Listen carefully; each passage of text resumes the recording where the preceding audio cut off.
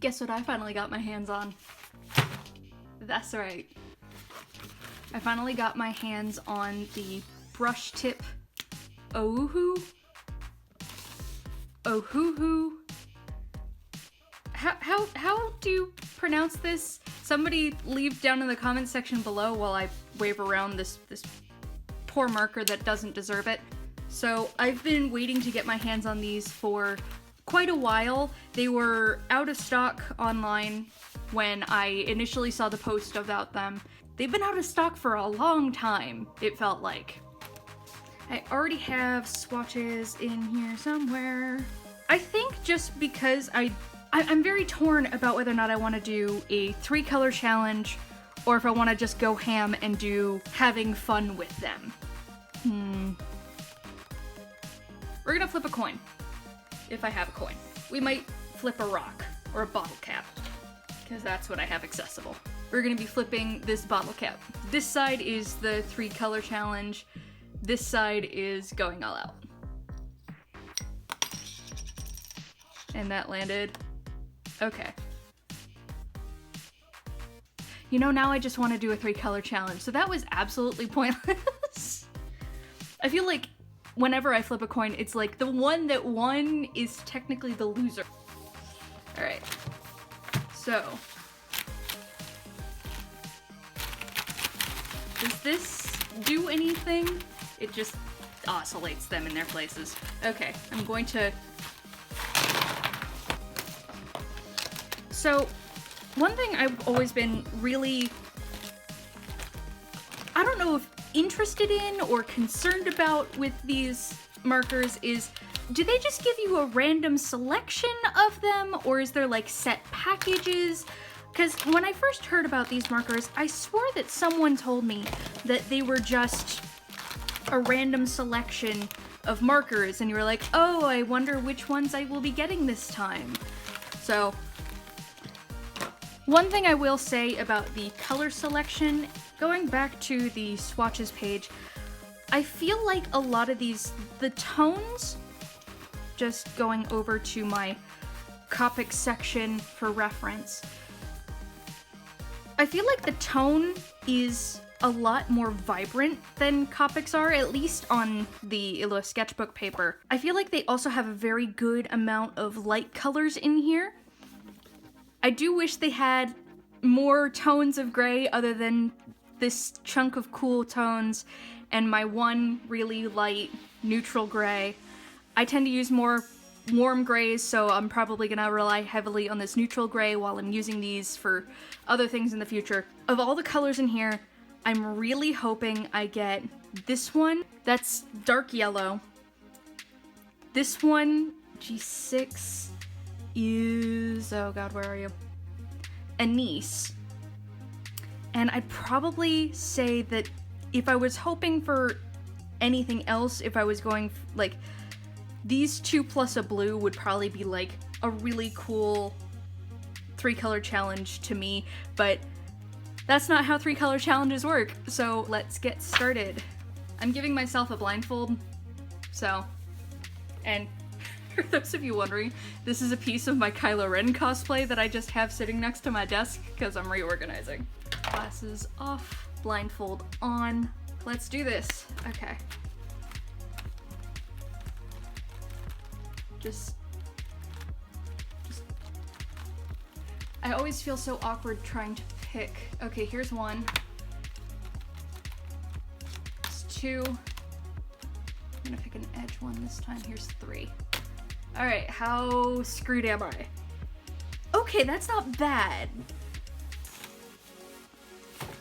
Glasses back on. Alright, so we have RP1 Vivid Reddish Purple, R8 Geranium, and PB10 Turquoise Green Light. You know, I feel like I did this video a little bit out of order. Crap. Because usually for 3-color challenges, I draw the thing first, so that way I'm not... Do I put these back or not? I think I am just gonna stick with these. We're not gonna pick the colors. However, we're going to randomly select aspects of this character design because this needs to be more random. All right, so we have all the options here except for these three because we already have our colors. So let's get picking.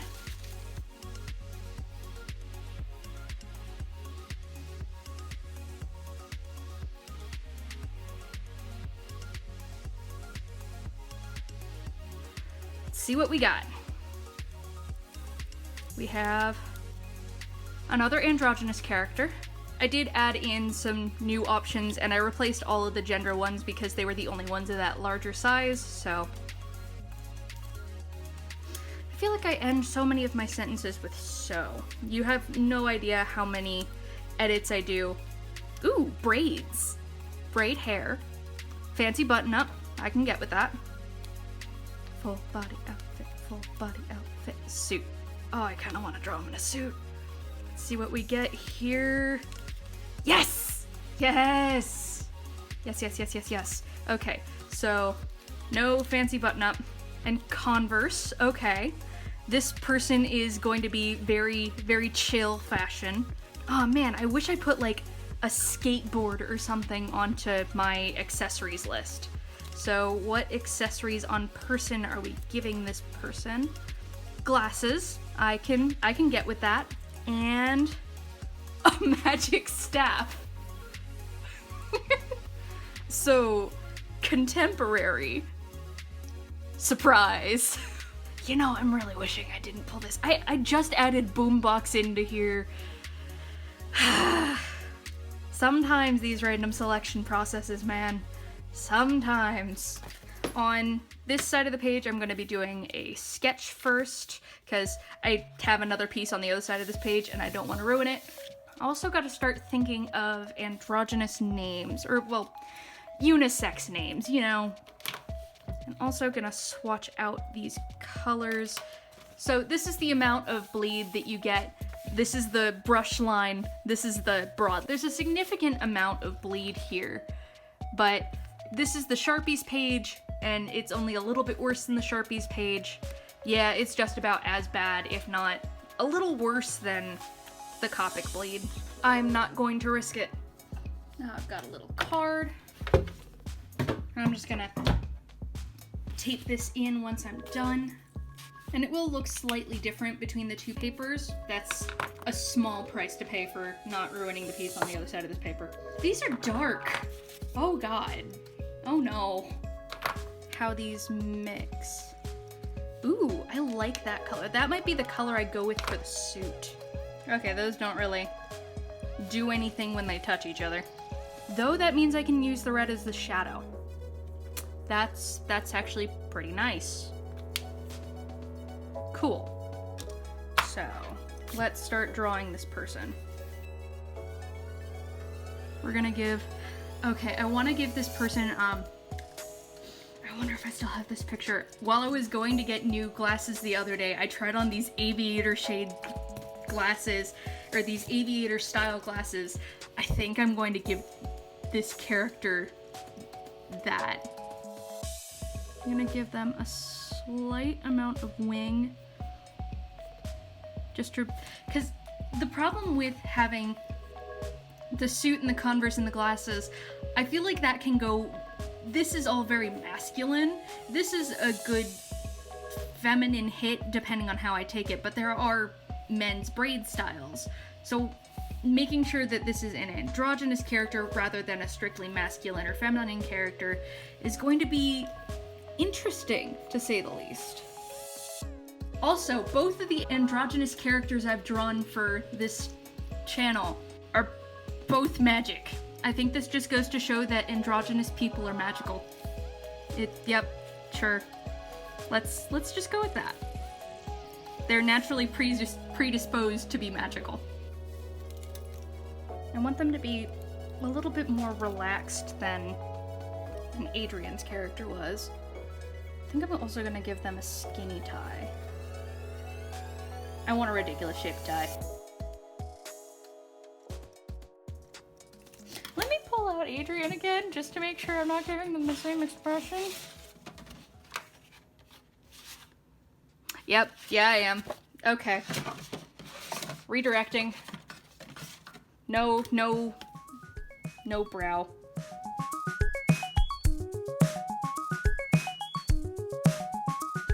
I don't know why, but this eye shape is definitely giving me more Korean vibes. Same with this face shape. Every single time I've pulled for a character through androgynous, girl. Androgynous, and then girl character, androgynous character. Why won't it let me pick a guy? Like the one time I'm actually itching to draw a guy. Maybe this guy is the assistant to the regional manager somewhere, and they're really... I said guy again. Well, I mean, I use my guy, my dude, interchangeably with all of my friends, so whatever. This person is the assistant to the regional manager at some miscellaneous place, and maybe they're sick and tired of being the assistant to the regional manager instead of the assistant regional manager, and they find this magical staff, and this is the day that they will become the assistant regional manager. Or maybe even the manager. Like, gotta live with big dreams. Dear God, I've already spent half an hour on just that sketch. I am probably going to throw you guys into time-lapse mode, and if there's any points where I make comments, I will probably slow it back down, but let's get started.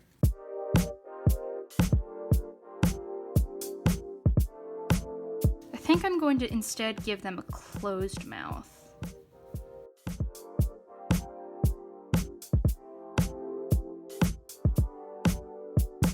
So maybe they're looking upwards at their boss's office as they stand below on the street, about to enter the office and attack and take their rightful place as manager.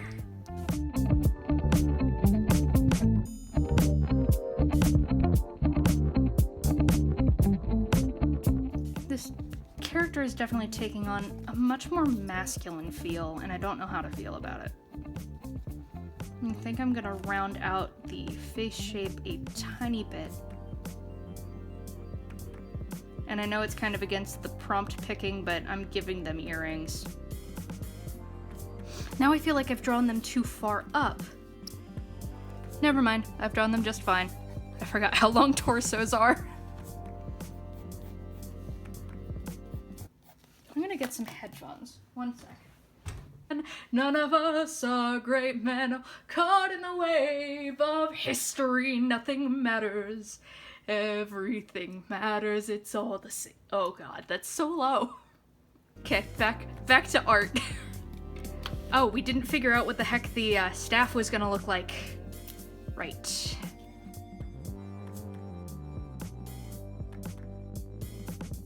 That's gonna be the staff. Nothing is stopping us from making it a magic weapon of some other kind that just so happens to be on a staff.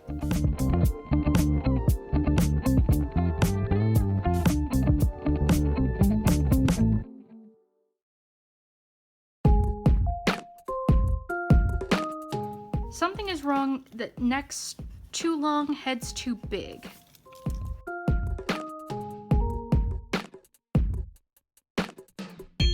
There's the glasses. Those are horribly, horribly uneven. One ear is higher than the other. There we go. Random character facts about this character.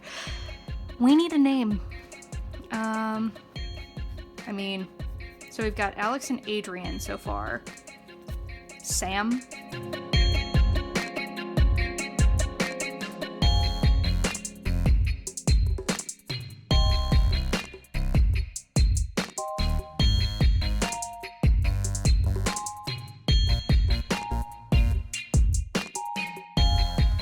God, this character looks like an 80s business tycoon. I need this pant leg to be straighter. Okay, the shoes are kind of like halfway off this. So we're kind of veering away from suit, but this is where the wind's taken me. Big hands. This person has big hands. We're gonna give them big watch. Oh, I forgot for a second that these were the colors that we're gonna be using for this. I was thinking, wow, what color am I gonna be doing for everything? Bitch, please. I think I'm gonna stick with jewels. Maybe. Okay, tell me if anybody agrees with me. Line art is like the most fun to do, but if you're not actively doing it yourself, it is the most boring part of anything art related to watch. Like, but now you have to watch me meticulously go around with this tiny pen that has a very friable tip, and it's just mildly infuriating to sit there and watch.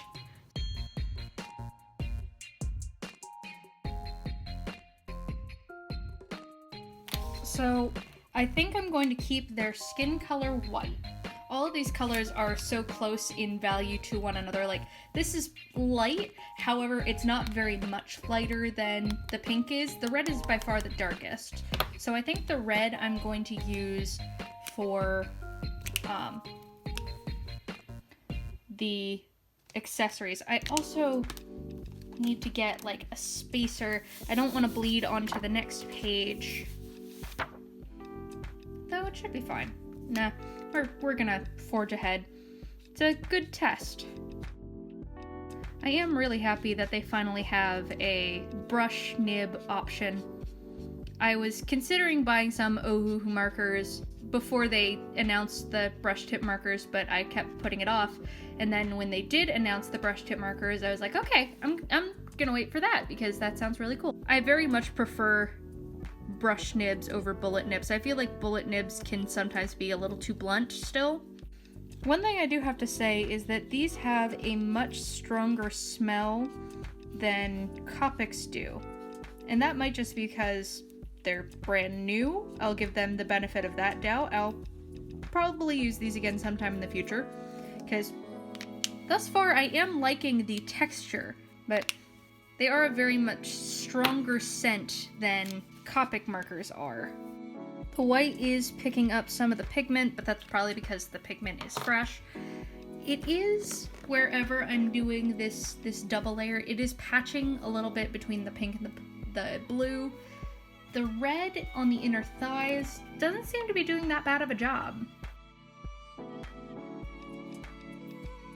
I want the teal to show up a little bit more here. So we're gonna give them teal Converse. And we're gonna give it a little red tag. I actually do have, give it a red stripe along the side. I actually do have teal and red Converse boots that I got for a costume a good few years ago.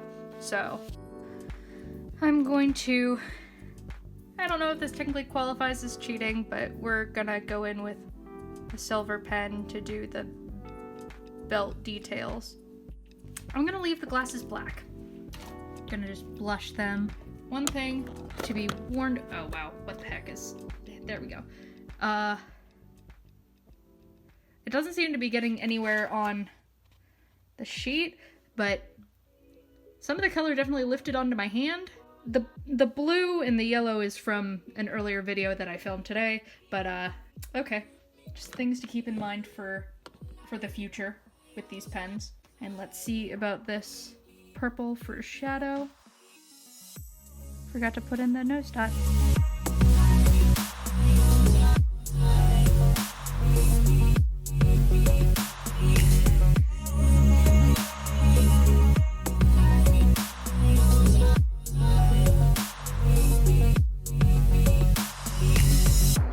So my review of the Ohuhu markers is they're pretty good. I do enjoy the give of the nib. Let me just get out a Copic marker so I can have a fresh. I feel like it is a little bit, it's looser at the tip but firmer at the base than Copic markers tend to be. But I kind of like that. I like having the flexibility, but also the firmness. I really like the color range that I got. I'm really looking forward to doing more with these. As for the 3-color challenge, I feel like I could have been a little bit more imaginative of the colors, and I did cheat a little bit with using the pencils for shading, but I couldn't leave them just gray and unshaded. It's just a little... Oh, I'm partially in frame here. Sorry.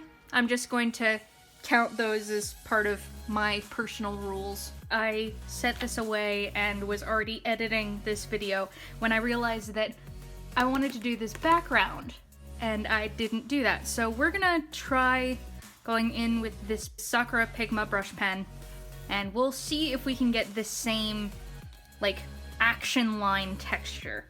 We unfortunately won't be able to do the shadow underneath the body, because, I mean, that'd be off the page here, but we'll see whether or not we can replicate that. One thing I also didn't realize is this came with the marker set, so it's kind of nice that they provide this. I'm gonna need to figure out how to flatten it back out again, because this is a little annoying, and I don't think I'm going to use this.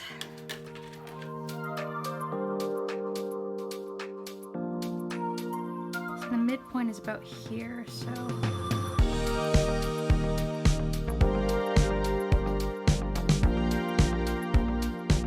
This pen is dying, and I will need to make sure I get a new one before Inktober starts up, because I love doing this kind of texture. It just adds a lot without really having to do much effort. Don't know why I always start where my hand will be resting. And let's go ahead and erase their name really quick.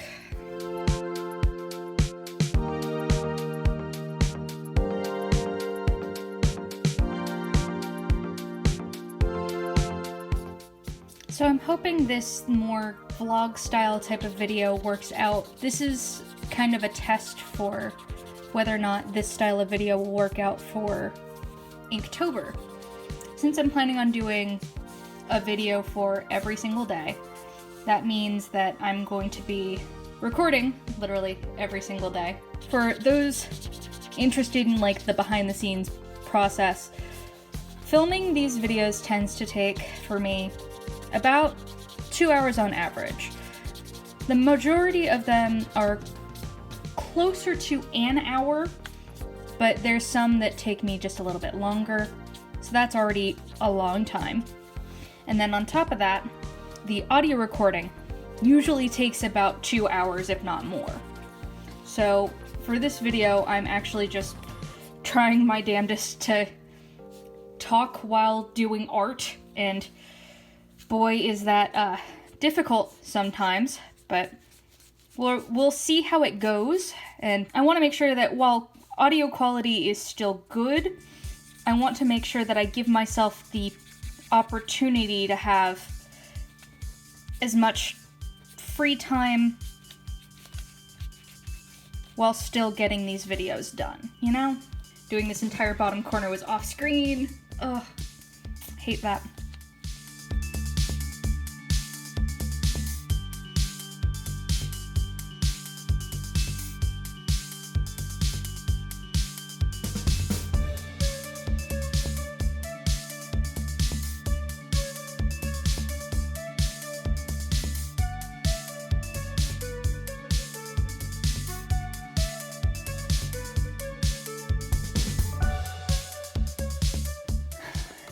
And we've finished.